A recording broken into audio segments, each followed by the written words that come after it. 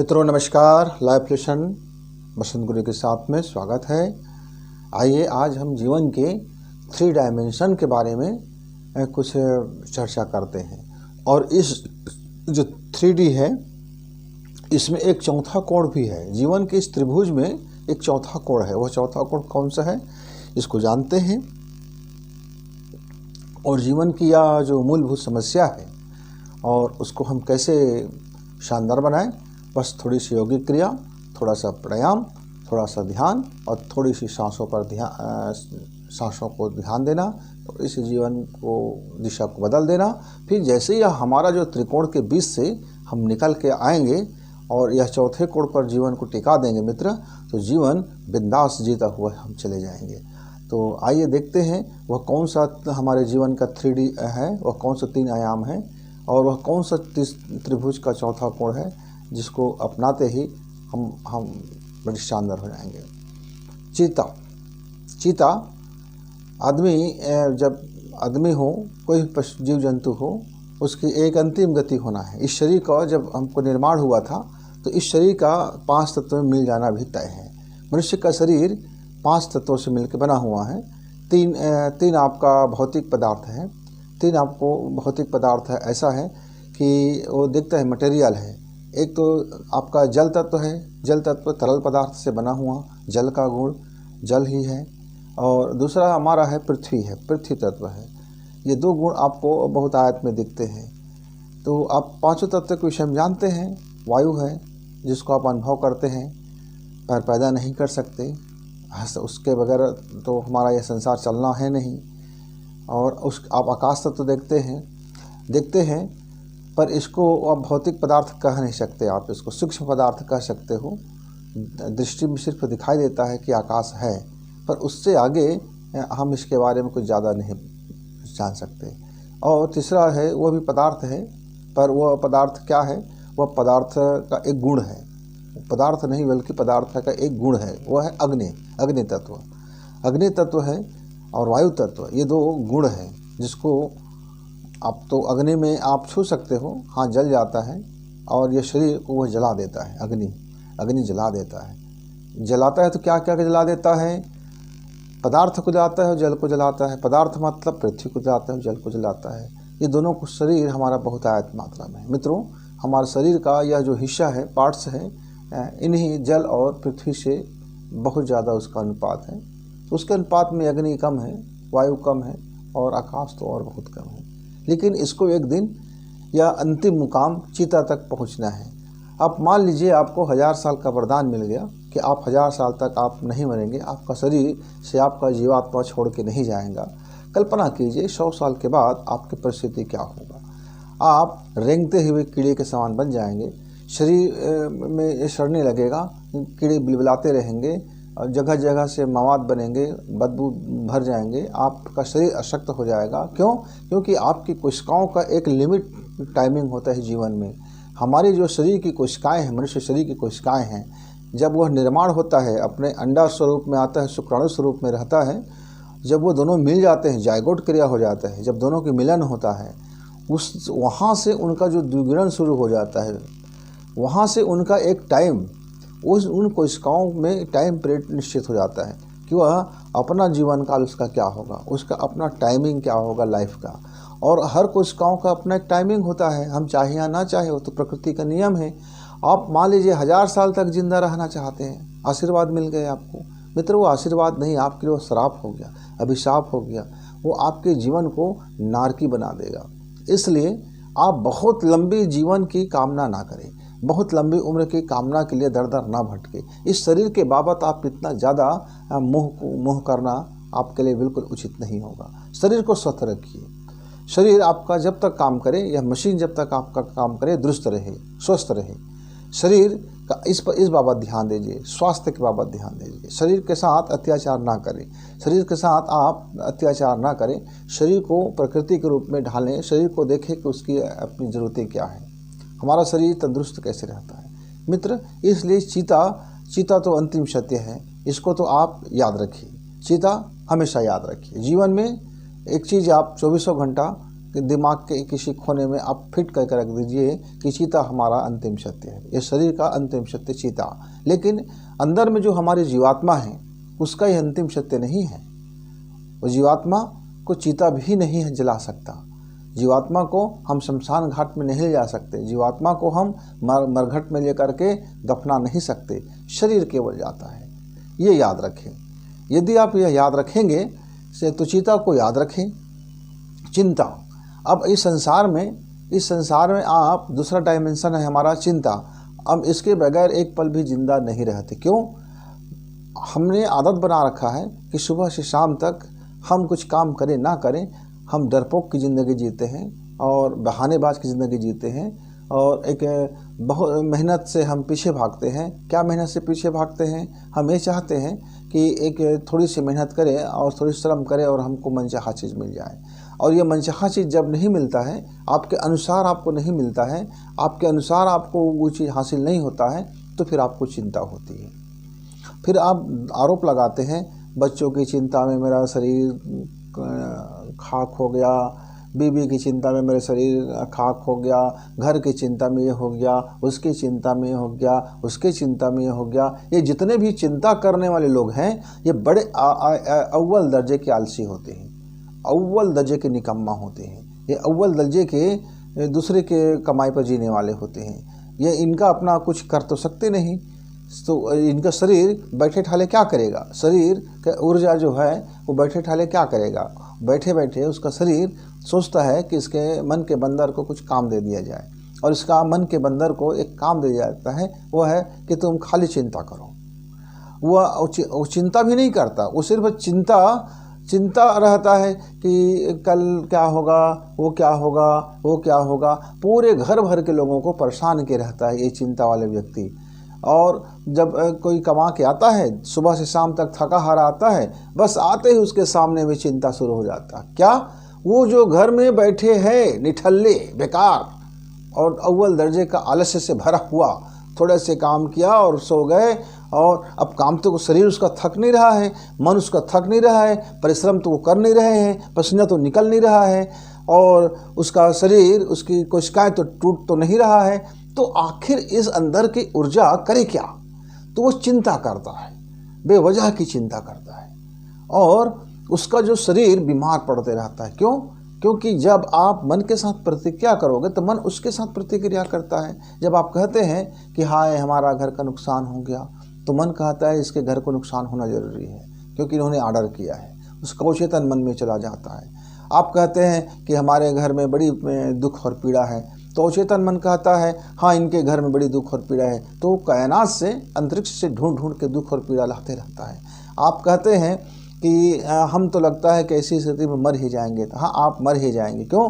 फिर अवचेतन मन अंतरिक्ष से, जादुई शक्ति से वह फिर आपके जीवन में प्रकट करता है कि आप मरो, तो आपका शरीर फिर बीमार होता है, आपका पीड़ाओं में अंग में पीड़ाएं बरसने लगती है। आप जो जो सोचते जाते हैं मित्र, वो आपके जीवन में होता चला जाता है। तो ये चिंता जो है आपकी सोच के दायरा में है। तो इसको आप चिंता को आपको क्या करना है? चिंता के जगह में कर्म करना है। छोड़ दीजिए चिंता करने से आपको हासिल होने वाला कुछ है नहीं, क्योंकि मेहनत करने से हासिल होगा, श्रम करने से हासिल होगा। एक बात तो आप गांठ बांध लो कि चिंता किसी चीज़ का हल नहीं है, चिंता किसी बीमारी का हल नहीं है। चिंता से आपका शरीर पॉइजन है, आपके जीवन का वो पॉइजन है, जहर है। आप जब तक उस जहर को लेते रहोगे, आप भला चंगा कैसे रहोगे? आपका जीवन में शांति कैसे रहेगी? आपके जीवन में प्रेम कैसे रहेगा? आपके जीवन में आनंद कैसे रहेगा? तो ये चिंता आपका जाता नहीं है। तो उसके लिए हमें आपको एक छोटा सा शानदार यौगिक क्रिया और प्राणायाम बताएंगे, आपका चिंता जाता रहेगा। लेकिन आप उसके बदले में आपको दूसरा एक काम करना पड़ेगा, चिंतन। मित्रों, ज़िंदगी में या हमारा ये लाइफ का 3 डायमेंशन का तीसरा डायमेंशन जो होता है, बड़े काम का होता है। यदि आप अपने जीवन में चिंतन करना जानते हैं, चिंता को याद रखते हैं, और चिंता को ये कहते हैं कि आप हमारे मित्र नहीं हो, आप आते हो तो हमें अच्छा नहीं लगता, आप जाते ही बड़ा अच्छे लगते हैं, आप जाइए यहाँ से, आपका काम हमारे घर में नहीं है, नो एंट्री, हमारे जीवन में नो एंट्री। और चिंतन सदैव रखें अपने साथ। तो याद रखें कि आपका यह शरीर अमर नहीं है, आपका यह शरीर एक निश्चित समय के बाद इस शरीर को मिट्टी में मिल जाना है। और चिंतन करें, इस अपने लाइफ के बाबत चिंतन करें, अपने जीवात्मक बाबत चिंतन करें, आप अपने घर परिवार के बाबत चिंतन करें।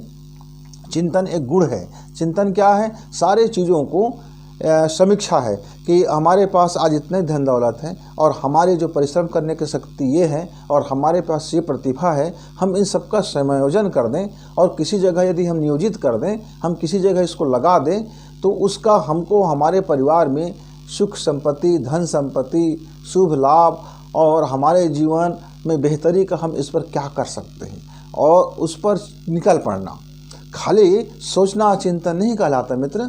एक मेरे मित्र थे, वो रात दिन बहुत बढ़िया बात सोचते थे, इतनी शानदार बात सोचते थे कि एक बड़ा दार्शनिक भी उसके सामने फैल था, लेकिन उसके जीवन में 2 दर्जे का जीवन था। क्योंकि वह सोचता बस था, उसको अमल नहीं करता था, क्रिया में उसको नहीं ढालता था, एक्शन प्लान में बनाता तो था पर एक्शन में उसको नहीं उतारता था। तो मित्र, जब तक आप प्लान केवल करते रहेंगे तो केवल प्लान करने से आपका कुछ होने वाला नहीं है। आप सोचते हैं कि यहाँ 1 गिलास पानी पीना है, 1 गिलास पानी पीना है, आरओ का पानी पीना है, बढ़िया पानी पीना है, बड़ी शानदार पानी पीना है, पर आप उस पानी को प्राप्त करने के लिए कोई प्लान बना लिए कि एक मेरे पास चांदी का गिलास होगा, नहीं मेरे पास सोने का गिलास होगा, मेरे पास शुद्ध जल होगा और मैं बड़ी मशीन भी लगा लूँगा मैं, और उस पानी को हम पिया करेंगे। अच्छा, आपने प्लान बना लिया, पर आपने प्लान बनाते समय ये देखा कि आपकी कुवत है क्या चांदी के गिलास में पानी पीने का, सोने के गिलास में पानी पीने का? क्या आपके पास इतनी संपत्ति है क्या कि आप इतनी धातुओं से, इतनी कीमती धातुओं से आप पानी पीते रहो, फिर आप एक प्लान लगा लो? यदि नहीं है तो ये खाली पुलाव कहलाएगा, ये चिंतन नहीं कहलाएगा, ये शेख चिल्ली कहलाएगा और इससे कुछ आपको मिलने वाला नहीं है। तो मित्र, आप अपने हैसियत के अनुसार, आदमी के 3 तरह की हैसियत होती है, लाइफ के 3 डायमेंशन। पहला ये कि वह क्या कर सकता है, दूसरा ये कि वह क्या करता है, और तीसरा ये कि वह क्यों नहीं करता है। यदि मैं अपने जीवन में धन कमाऊं तो खूब कमा सकता हूं, लेकिन मैं क्यों नहीं कमाना चाहता? फिर मैं धन की लालसा क्यों करता हूँ? यदि मैं धन कमाने के मैं बड़ा इच्छुक हूँ तो आज मैं धन कमा रहा हूँ, तो आज कितना कमा रहा हूँ? क्या मेरी प्रतिभा और कितनी, मैं कितना कमा सकता हूँ, पर मैं उस कितना कमा सकता हूँ मैं क्यों नहीं जा रहा हूँ? तो ये आपका जब सोच विचार करेंगे, सभी पक्षों को, सभी पहलुओं को जब आप देखेंगे जीवन में, तो ये आपका चिंतन बनेगा। लेकिन आपको एक्शन प्लान को एक्शन में उतारना पड़ेगा। प्लान तैयार कीजिए, सोचिए, विचारिए, डायग्राम बनाइए, फिर एक्शन प्लान बनाइए, कार्य योजना बनाइए, और उस एक्शन प्लान को आप उसको फिर एक्टिवेट भी कीजिए, क्रियाशील भी कीजिए। आप उसको मुर्दा बना के मत रखिए। जो सोच एक्टिवेट नहीं होता वह चिंता कहलाता है, और जो सोच एक्टिवेट हो जाता है वो चिंतन कहलाता है। और जो सोच के साथ हम अपने जीवन को बैठे ठाले गुजार देते हैं वो चीता कहलाता है। देखिए मित्र, आप जीते भी मरते रहते हैं, आप मरने के बाद ही मरते रहते हैं, दोनों में बड़ा फर्क है। एक मरा हुआ शरीर को आग जला देता है, अब एक मरा हुआ जीवन को हमारी चिंता जला देता है। तो आप यदि चिंतन करते हैं तो चिंतन में क्या होगा? आप चिंतन में मौज करो,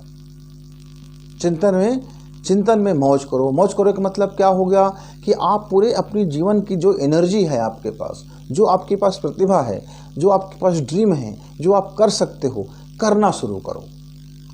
एक बार बना लो एक्शन प्लान, एक बार ड्रीम बना लो, एक ही बार आप एक थॉट चयन कर लो, एक बार आप अपने लाइफ स्टाइल चयन कर लो, आप एक बार अपनी विचारधारा तय कर लो, आप एक बार अपने मार्ग तय कर लो, आप एक बार अपने जीवन की पॉलिटिक्स तय कर लो, आप एक बार आप अपनी विजन तैयार कर लो, आप एक बार कर लो, बड़े भली भांति से कर लो, लगा लो समय साल भर का, 3 महीना का, 6 महीना का। जल्दबाजी नहीं है। आज हमने सोचा और कल एक्शन प्लान शुरू कर दिए तो जीवन गड़मड़ होने का डर है, क्योंकि चिंता और फिर चिंता में आप जाओगे।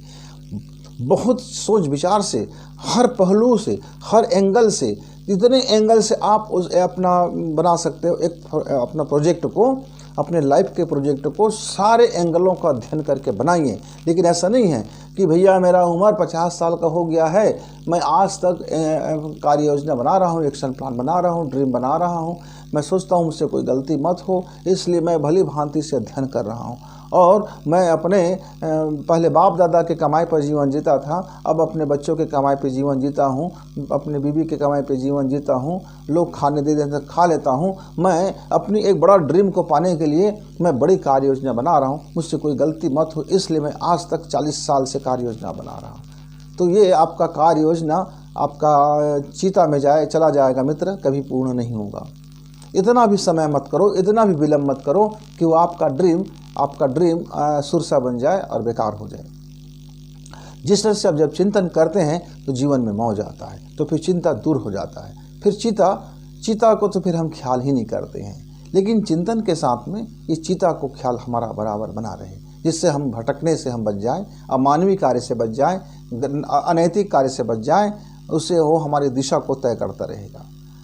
यदि अब तीनों में हमारा एक चौथा एंगल आता है, लाइफ का फोर्थ डायमेंशन आता है, जो इन तीनों डायमेंशन को एक साथ रखता है और जीवन को न भटकने देता है। बीच बीच में चिंता करना भी जरूरी है, बीच बीच में चिंता को याद रखना भी जरूरी है और चिंतन करते भी रहना जरूरी है। ये जीवन के तीनों शानदार पहलू हैं। यदि आप चिंता को पॉजिटिव सोच से करते हैं और पॉजिटिव थिंकिंग से आप चिंता करते हैं, चिंता मतलब ये है कि जो मेरा ड्रीम है, जो हमारा प्रोजेक्ट है, ये पूरा नहीं हो रहा है तो कहाँ गड़बड़ी हो गया है, तो उस गड़बड़ी को जांचने के लिए भी आपको चिंता करते रहना चाहिए।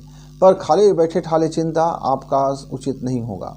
तो आप अपना प्रोजेक्ट में जब लगते हैं, लाइफ के प्रोजेक्ट को जब प्लान में उतारते हैं, तो कहाँ कहाँ गड़बड़ी हो रहा है, तो इस बात का लगातार आपको चिंता करते रहना चाहिए। चौथा डायमेंशन क्या है? निश्चिंत रहो। जीवन सांसों को गौर से देखो और जीवन को मौज में रहो। क्यों? जब आप अपनी सांस को समझ जाओगे, आप अपनी प्राण वायु को समझ जाओगे, आप अपने प्राण के वायु को खींचने के तरीका को समझ जाओगे, तो ये जीवन में चिंता आएगा, पर वो आपका सकारात्मक आएगा और चिंता भी आपको याद रहेगा और आपका दिलो दिमाग में चिंतन भी बड़ा बनेगा, ये बहुत शानदार होता हुआ चला जाएगा। तो जीवन का चौथा जो कोण है, इस त्रिभुज का चौथा जो कोण है, वो है निश्चिंत रहो।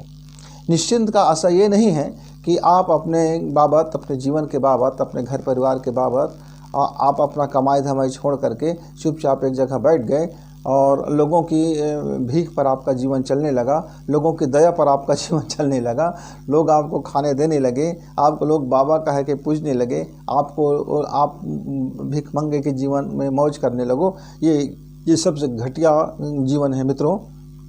निश्चिंत रहने का आशा ये नहीं है कि आप कर्म से भागोगे, निश्चिंत रहने का आशा ये नहीं है कि आप अपने कर्तव्य कर्म नहीं निभाओगे, निश्चिंत रहने का आशा ये नहीं है कि आप अपने धर्म से विमुख हो जाओगे। निश्चिंत रहने का आशा ये है कि चिंतन आप अटैचमेंट होकर के नहीं करना है। आप दो व्यक्ति हैं, आपके भीतर में हजारों व्यक्ति रोज रहते हैं, आप उस व्यक्ति के भीड़ को हटाना है। आपके जो मन में सैकड़ों व्यक्ति अंदर में रहते हैं, उस भीड़ को हटाना है। आपके चित्त में जन्म जन्म के न जाने कितने आपने पोटली बांध रखा है, उन सारे पोटली को डिलीट करना है। आपके अंतः में न जाने कितने कबाड़ खाना जमा हो चुके हैं, उस कबाड़ खाना को वहाँ से रिसाइकिल से भी हटा देना है। जब आप डिलीट करते हैं तो आपका सारा कचरा रिसाइकल बिन में चला जाता है, फिर भी आपका हार्ड डिस्क को घेरे रहता है। यद्यपि वह क्रियाशील तो नहीं है, लेकिन आप कभी भी अपने रिसाइकिल बिन से उसको ले आते हो। इसीलिए तो आप बहुत शानदार व्यक्ति होते हुए भी कभी वासना में गिर जाते हो, कभी कामना में गिर जाते हो, कभी लालच में गिर जाते हो, कभी मोह में गिर जाते हो, कभी क्षोभ में क्षुधित हो जाते हो और कभी चिंता में करने लग जाते हो। यद्यपि आप बहुत शानदार व्यक्ति मेरे मित्र, आपके अंदर में वो सारी खूबियाँ भरी पड़ी है और आप एक बेहतरीन जीवन भी जीते रहते हैं। न जाने बीच बीच में आपके लाइफ में कचरा कहाँ से आ जाता है, तो ये आपका रिसाइकिल बिन में से वो कचरा आ जाता है। तो ये जो आपका उस चित्त की रिसाइकिल बिन से आपको अपने लाइफ का जितने भी डिलीट कर चुके हैं उसको भी हटा देना है। जीवन में कई पंगा हो जाता है, जीवन में कई घटनाएं होती है, जीवन में कई दुर्घटनाएं होती हैं जो हमें बड़े दुखित और पीड़ित किए रहता है। ये दुखित और पीड़ित किए रहता है, हम उसको डिलीट करना चाहते हैं तो ये डिलीट भी होगा, लेकिन डिलीट होने के बाद भी वो अपना रिसाइकिल में जाके बना होता है। उसी को तो हम चित्त बोलते हैं, उसी को तो संस्कार बोलते हैं, उसी को तो आदत बोलते हैं, जो हमारा अभी डिलीट तो हो चुका है और अब वो संस्कार रूप में पड़ा हुआ है। लेकिन अभी जो डिलीट नहीं हुआ है वो हमारे आदत के रूप में है, और अभी जिसको हम रन में कर रहे हैं वे हमारे चिंता के रूप में है, और जो सबका अंत करने के लिए जो तैयार बैठा है वो चिता है। तो आप चिंता और चिंतन से आप जीवन को बाहर नहीं कर सकते कि तीनों जीवन के तीन कोण हैं, तीनों कोणों में हमारी ऊर्जा घूमती रहती है। जीवन का ऊर्जा, मन का ऊर्जा, और हमारे प्यार का ऊर्जा, नफरत की ऊर्जा, घृणा की ऊर्जा, लोभ का ऊर्जा, लाभ का ऊर्जा, इन्हीं तीनों के डायमेंशन में जीवन घूमते रहता है, और चौथा कोण हम भूल चुके होते हैं। तो मित्र, आज से अपना जीवन निश्चिंत करो।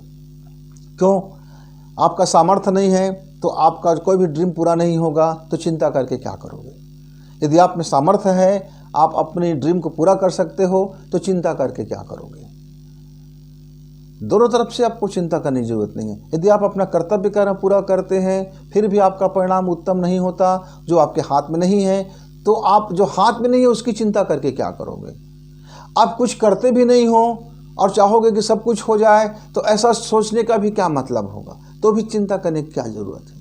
तब तो चिता में जाना ही जाना है। जिस भी कंडीशन में हो, आपका शरीर चिता में जाएगा, ये हमेशा याद रखो।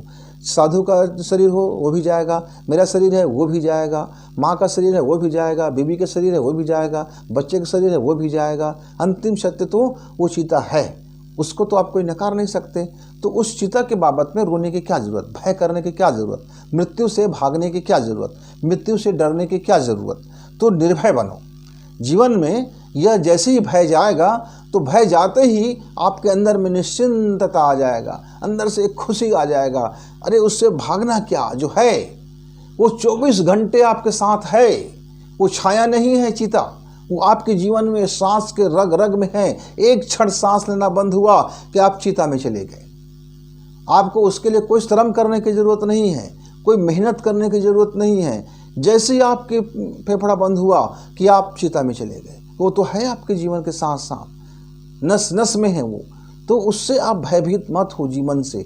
मृत्यु से भागने की ज़रूरत ही नहीं है, कहाँ भाग के जाओगे? मृत्यु से डरने की ज़रूरत नहीं, क्योंकि वह तो आपके साथ है, वो भी आपके साथ साथ चल रहा है। मित्र, इस तत्व को समझो, यह महान सत्य को समझो कि चीता हमारे साथ साथ है। हम जिस क्षण क्रियाशीलता हमारा समाप्त हुआ कि चीता हो गए हम, तो चिंतन ही करना है, चिंता करने की ज़रूरत भी नहीं है, क्योंकि आपके हाथ में कुछ नहीं है। आपके हाथ में सिर्फ एक चीज़ है, वो है कर्म। आपके मन में एक चीज़ है, वो है चिंतन, और आपके जीवन में एक चीज़ है, वो है शांति। आपके लाइफ में एक चीज़ है जिसको आप पा सकते हो, वो है आनंद। आपके जीवन में एक चीज़ है जिसे आप पा सकते हैं, वो है प्रेम। क्यों? आप जो सेकंड पर्सन को दोगे, आप जो इस संसार को दोगे, आप जो अजनबी को दोगे, आप जो अपने परिजन को दोगे, आप जो अपने लोगों को दोगे, वही तो लौट के आपको मिलेगा, वही लौट के मिलेगा। आज नहीं तो कल मिलेगा। क्यों?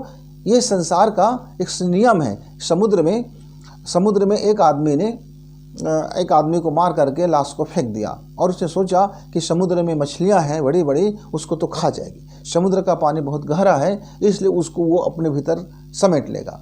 पर वो देखता क्या है, वो आदमी कुछ क्षण के बाद वह मुर्दे को लौटा करके उनके मुंह के ऊपर फेंक देता है। वो आदमी आश्चर्यचकित हो जाता है कि जब हम तालाब में जिंदा रहते हैं तब हम मरने के हो जाते हैं और मर जाते हैं, और हम मर जाते हैं तो यह जो तालाब का पानी है ये हमको ऊपर उठा देता है। बोलते नहीं, हमको मुर्दा को नहीं रखना है। तो मित्र, मुर्दा को तालाब का पानी भी नहीं रखता, मुर्दा का तो आपका समुद्र भी नहीं रखता, मुर्दा की कोई जगह नहीं है सिवाय चीता के। यदि आप अपने जीवन को मुर्दा बना कर रखोगे तो आपके जीवन में भी उसका कोई स्थान नहीं है। इसलिए आपका भय होना, आपका डर होना और आपकी बेवजह की चिंता करना आपको चीता की ओर ले जाता है, पल पल चीता की ओर ले जाता है। तो निश्चिंत रहो, मौज करो, निश्चिंत रहो। आप अपने सांसों पर ध्यान दीजिए, सांसों पर गौर करो और जीवन को मौज में रखो। क्या करना है?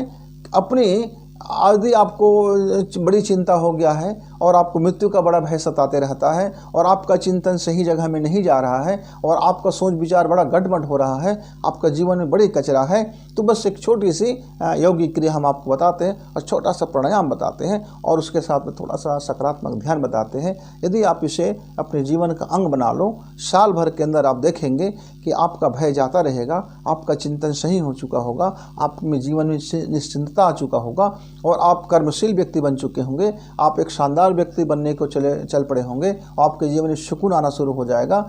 लेकिन आप ऐसा मत सोचेंगे पल पल पल पल हमको हर कोई प्रेम करता रहे। आपने जो बो चुका है उसको तो पाना पड़ेगा, उसके लिए थोड़ा सा आपको प्रतीक्षा करना पड़ेगा। तो ये क्या है मित्र, ये हमारा अंगूठा है, ये हमारा अंगूठा है। आप इस अंगूठे को आप अच्छे से पहले मसाज कर लीजिए, इस अंगूठे को आप पहले अच्छे से मसाज कर लीजिए। ये अंगूठा को आप 5 मिनट तक मसाज करते रहें, यहाँ से जड़ से लेकर के पूरा सिर तक का आपको हर भांति से मसाज करना है, हर भांति से आपको मसाज करना है। और फिर क्या करना है, इसको राउंड राउंड करते हुए आपको गर्म करना है, इसको राउंड राउंड करते हुए आप गर्म कर दीजिए। आप राउंड राउंड करते हुए गर्म करेंगे। ये गर्म करने के बाद आप थोड़ी सी उंगली को इस हल्के हल्के आप दबा दीजिए, सारी उंगलियों को एक दूसरे से दबा दीजिए। आप दबा लिए, फिर आप कान को ज़रा यहाँ पकड़ लीजिए और इसको आप 20 से 25 बार आप ऐसा खींचिए जिससे आपको बहुत दर्द ना हो, लेकिन दर्द थोड़ा हो, दर्द तो हो पर बहुत ज़्यादा दर्द ना हो। थोड़े से खींचिए अपने कान को। ये यहाँ आपके ऊर्जाओं के पॉइंट्स होते हैं। जब आप इसको खींचते हैं, कान को जब उमेटते हैं, आप खींचते हैं तो वो ऊर्जा एक्टिवेट होता है और आपके कचरा खाना से कचरा को डिलीट कर देता है। आपके लाइफ के जो आपने रिसाइकिल बिन में डाल चुका है उसको डिलीट करना शुरू कर देते हैं। मित्र, ये 2 योगिक क्रिया हो गया। अब इसका हमको करना क्या है, आपके अंदर में बहुत सारे कफ नाड़ी का दोष उत्पन्न हो जाता है और ये कफ नाड़ी हमारे शरीर को, हमारे दिमाग को और हमारे मन को बड़ा गड़बड़ करता रहता है। तो उस जो हमारी इस एरिया में हमारी जो जरा कफ जाम हो चुका होता है सूक्ष्म रूप में, हमारी तंत्रिकाओं को वो हमको परेशान करते रहती है। तो इसके बाद हमारा एक छोटा सा योगिक क्रिया होगा इस कफ को निकालने का, यानी अपने आप को एक्टिवेट करने का, इस सिर की हिस्सा को पूरी तरह से एक्टिवेट करने का। तो क्या होगा, आप ज़रा आराम से बैठ जाइए और बैठने के बाद आप दोनों हाथ को पैर में रख लीजिए और ज़ोरदार से आपको एक शेर जैसी दहाड़ आपको बनाना है पूरी खिंचा के साथ। देखिए,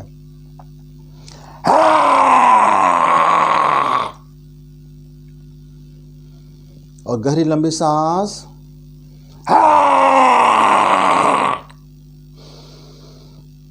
फिर गहरी लंबी सांस और खाली छोड़ दीजिए, वैक्यूम,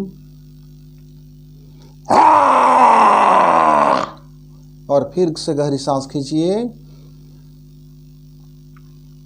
ये 3 से 5 बार आप इसको करने के बाद क्या करेंगे, आपको ये आप अपने दाहिना नाक से सांस लेना है, बायां नाक को बंद करेंगे और यहाँ से सांस खींचना है और बायां नाक से सांस निकालना है। बीच में कोई कुंभक नहीं करनी है। देखिए कैसे करते हैं। पूरी सांस लिया और धीरे धीरे यहाँ से बाहर निकाल दिया। अब यहाँ से हमने फिर सांस खींचा। अब हम धीरे से दूसरे नाक से हमने नासिका से सांस को बाहर कर दिया। देखिए सिंपल सी है, आपको 1 घंटा यह प्राणायाम करना है।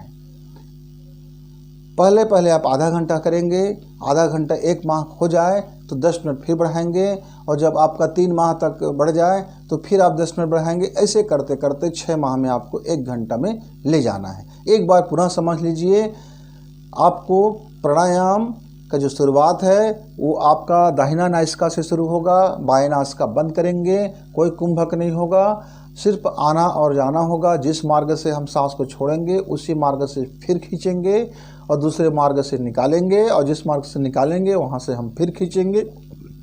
इस तरह से करते हुए जाएंगे। देखिए एक बार हमने पूरी सांस लंबाई से खींचा, अब धीरे से हम बाहर छोड़ रहे हैं बिना कोई कुंभक किए और आराम से सांस को जाने देना। पूरी सांस खाली हो जाए, यानी पेट चिपट जाए। अब जैसे ही आपका पेट चिपट गया, फिर आप खींचिए, अब फिर धीरे धीरे आप बाहर छोड़िए। ये आप पहले यदि आप हैं मित्र तो 20 मिनट तो कर ही लीजिए। आप बहुत ज़्यादा चिंता में हैं तो फिर आप आधा घंटा कर लीजिए, और बहुत ज़्यादा चिंता में हैं तो आप 1 घंटा कर लीजिए। आपके जीवन में चिंता के अलावा कुछ भी नहीं बचा है तो आप 1 घंटा कीजिए। 5 दहाड़ आप कर लीजिए और 1 घंटे इसको कर लीजिए, और जो अंगूठा वाला जो क्रिया बताएं उसको कर लीजिए। आप देखेंगे आपके जीवन में किस तरह से बदलाव होगा। अब थोड़ा सा ध्यान कर लेते हैं 5 मिनट का। 5 मिनट का ध्यान या 15 मिनट का ध्यान आपके ऊपर है, कितना समय तक आप ध्यान करेंगे। लेकिन पहले तो आप 5 से 10 मिनट का ध्यान जरूर कर लें। क्या करें, ध्यान करने से पहले आप इस दोनों नासिका को एक बार दबाएंगे, मुंह बंद रहेगा, गुदा खींचा हुआ रहेगा ताकि वहां भी कोई छिद्र ना बने। आप ऐसे दबा सकते हैं। दूसरा हाथ का मुद्रा इस तरह से रहे कि दूसरा हाथ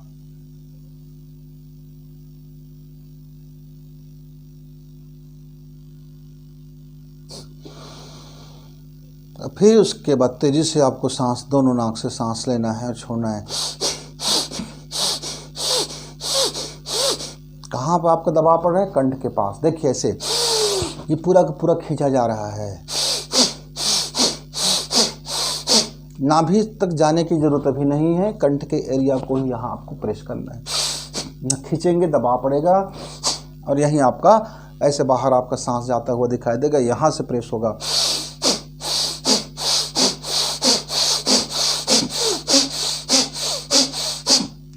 और थोड़ी देर में आप 5 मिनट में आपका अंदर में पूरी तरह से एक गर्मी का संचार होगा। और आंख बंद कर लीजिए और चुपचाप आप दोनों आंख से और आप अपने लिंग मुद्रा बनाते हुए दोनों गोदी में रखेंगे और चुपचाप ध्यान करेंगे। किसका ध्यान करेंगे? आकाश का ध्यान करेंगे, शून्य का ध्यान करेंगे। यानी कि कुछ भी चित्त में नहीं लाना है, शांत बैठे रहना है। और जब आप 15 मिनट अपना यह ध्यान पूरा कर लो, तब ध्यान में अंतिम समय में ये कहना है कि मैं निश्चिंत हूँ, मेरा हर कार्य शुभ हो रहा है, मेरे जीवन में लाभ है,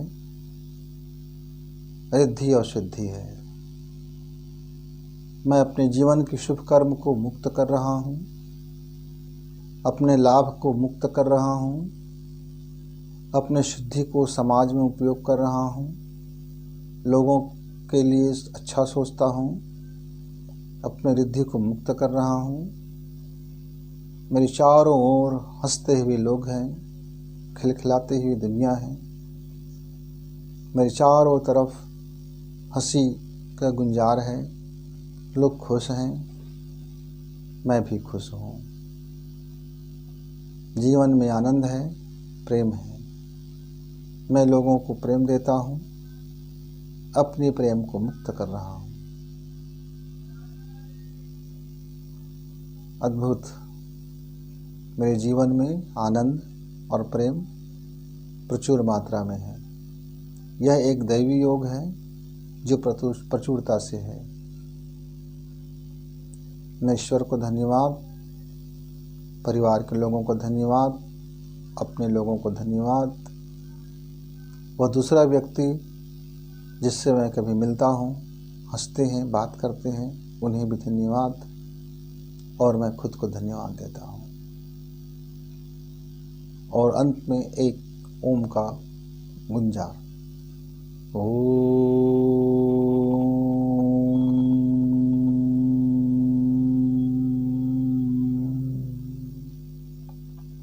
इतना करने के बाद मित्र आप दर्पण के सामने जाइए और 2 मिनट तक आप अपने दर्पण में अपना मुस्कुराता हुआ चेहरा त्राटक कीजिए। एक टक देखते रहिए और मुस्कुराते रहिए, एक टक देखते रहिए और मुस्कुराते रहिए और बोलिए, क्यों बसंत, आहा बसंत मन मैं अपना नाम ले रहा हूँ, आपको अपना नाम लेना है।